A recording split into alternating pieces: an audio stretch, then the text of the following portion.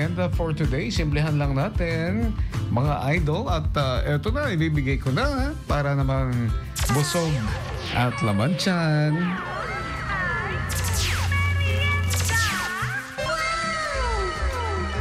Ito na po yung ating ayong merienda ngayon, mga idol. Bumili lang ako ng isang can ng tuna dyan sa may tindahan kay Princess o kay Kuya Healthy. Magandang afternoon. Gagawa lang tayo ng tuna bread recipe. At yung bread kagabi, may natira pang kalahati. Ayun yun ha. Ay, ito nga, gawin natin. Okay? Kailangan din natin ng onion, salt and pepper, at saka mayonnaise, cheese, at yung white bread na yan, tanggalin lang natin yung dulo, yung gilid-gilid, at saka 2 eggs, at saka kailangan na natin ng water para sa gilid, pang seal natin mamaya. At yun. So pag mekus-mekusin na natin ang mga ingredients, idol.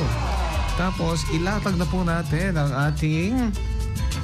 yung ating bread. At iyan, i-feeling na natin. Feeling mo lang yan, idol. Gutom ka, pero talagang gutom ka na nga.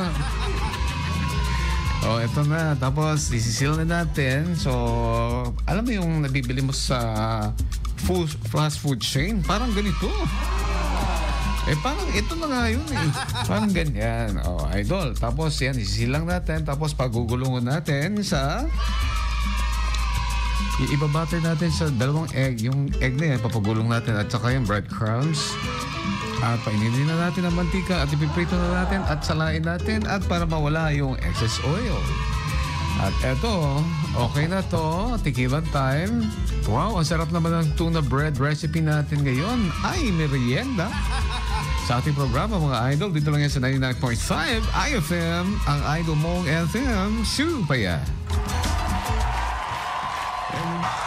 Letters on the sky,